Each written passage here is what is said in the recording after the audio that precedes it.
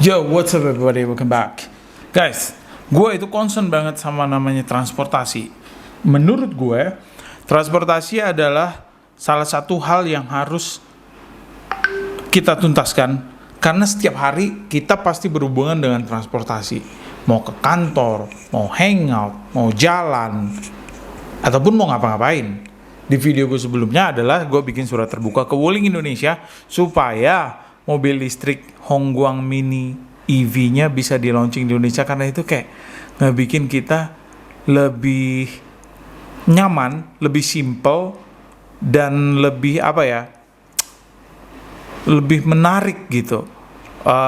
Dan lagi pula nggak ngeluarin banyak ongkos. Oke, gue taruh dulu. Ada beberapa pertanyaan gue di hidup ini gitu, buat kalian juga, kalau kalian bisa bantu gue, boleh dibantu jawab gitu ya. Kenapa sih naik motor itu tidak nyaman gitu, panas, identik dengan mungkin ada nilai-nilai sosial yang kayak naik motor gitu kan. Ya itu kenyataan gitu. Kenapa seperti itu? Tapi kalau kita naik skuter, skuter kayak yang punya Grab Wheels, itu kayak nyaman-nyaman aja, kayak keren gitu. Kalau kita naik sepeda listrik, kayak kece banget. Kalau kita naik satu lagi tuh sepeda biasa, itu kayak keren banget gitu. Tapi kenapa kalau udah naik motor, kayak nggak keren gitu kan? Jadi gue itu selalu melakukan penelitian di internet, khususnya produk apa sih yang paling nyaman setiap hari buat jadi daily driver gue gitu. Mobil, mobil itu keren, tapi gue nggak suka mobil gede karena buat gue itu nggak daily driver, itu kayak ngangkat bawa truk gitu. Ngapain gue bawa mobil segede gaban ke kantor gitu kan? Which is gue cuma butuh space sebesar badan gue doang. Kalau gue beli mobil kecil di Indonesia, belum ada mobil kecil yang affordable harganya tapi nyaman dan juga irit. Itu penting gitu ya. Kalau costly buat apa? Ada solusinya, Hongguang Mini EV yang bisa 170 km sekali charge. Itu udah cukup buat keliling-keliling di Indonesia gitu ya. Nah, berikutnya adalah gue pengen beli itu Segway Max G30. Menurut gue mobil gue perlu extensionnya gitu. Mobil gue parkirin di satu tempat yang biayanya nggak terlalu mahal. Habis itu gue pakai siapa tadi namanya, Segway 9bot gitu kan. Nah, ada lagi solusi berikutnya adalah yang gue sebut dengan mini motor Norton. Ini gue baru temukan tadi malam guys ya, kalian coba cek. Jadi kayak gue cari motor aja deh yang nggak listrik, bensin, supaya gue nggak males ngecharge-nya. Bisa gue masukin ke belakang mobil, berarti ukurannya harus mini.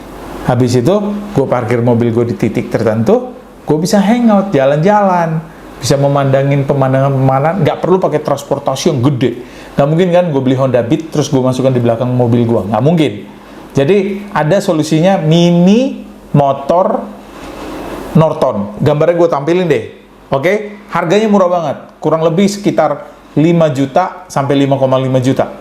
Mesinnya kata mesin pompa air. Dia bisa cocok dengan bisa diisi bensin 1,5 liter. Aduh, berapa jauh 1,5 liter, ya kan? Tapi kalau di convert ke motor listrik, skuter, chargernya 6 jam, cuma bisa jalan 30 km. Gua rasa ini motor bisa jalan 25 km apa 40 km. 1 liter bensin kan bisa segitu. Isi lagi. Nah, jadi menurut gua ini udah cocok banget jadi extensionnya kendaraan kita gitu.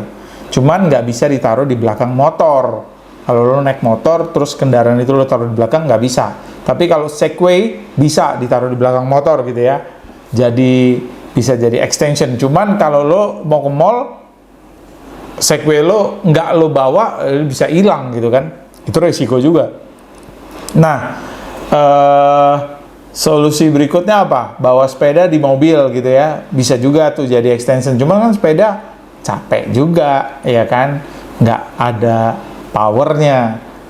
Jadi menurut gue lagi mempertimbangkan untuk membeli mini motor Norton juga ada Segway di dalamnya.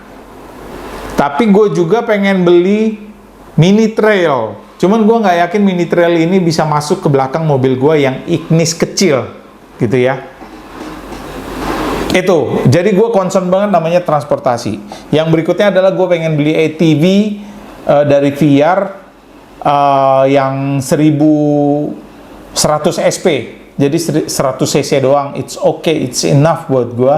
Cuman buat jalan-jalan di komplek. Nah, tantangannya dalam berkendara di Indonesia itu satu, panas. Itu aja tantangan utama, panas guys.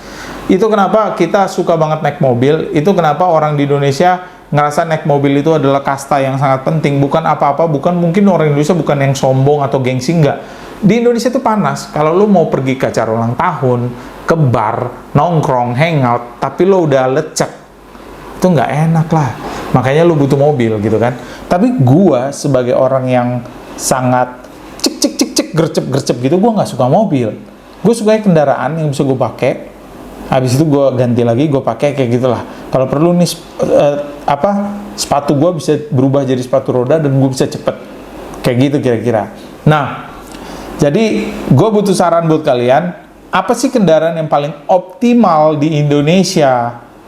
Dalam situasi Indonesia itu panasnya panas banget. Kalaupun mobil, menurut kalian mobil apa? Karena sampai saat ini nggak ada mobil kecil. Dulu ada pernah Daihatsu Copen, kecil banget. Tapi harganya mahal banget, gitu kan. Kalau Karimun Wagon R, cc-nya 1000. Kalau lo mau bawa ke puncak, takutnya nggak bisa. Oke, tapi kan manualnya bisa. Ya manual nggak, kurang enak, kurang seru gitu. Enaknya AGS kan, jadi bisa manual, bisa otomatis, tapi 1000 cc tetap nggak narik sih, menurut gue ya. Mudah-mudahan gue salah. Jadi apa kendaraan kecil? Oh, gue pernah Daihatsu Ceria, gue coba hunting Daihatsu Ceria, akhirnya gue dapat 29 juta, gue mau modif nih jadi mobil kecil banget. Tapi nggak kesampaian, karena gue pikir mesinnya terlalu tua. Nanti kalau ada mogok, ada begini-begini ribet.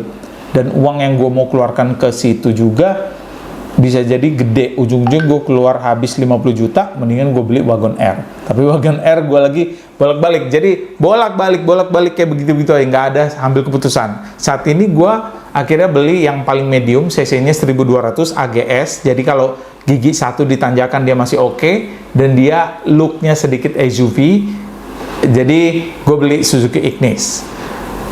Mimpinya gue sih pengennya tadi Kia Kia Sonet gitu ya, tapi Kia Sonet masih agak kegedean buat gue, kurang compact kayak gitu. Nah, jadi sesuai dengan judulnya gue kasih video ini adalah galau butuh kendaraan apa yang paling optimum di Indonesia yang kecil, yang compact. Oke, kalau kalian punya punya struggling yang sama ke gue, boleh komen di bawah. Thank you guys, bye.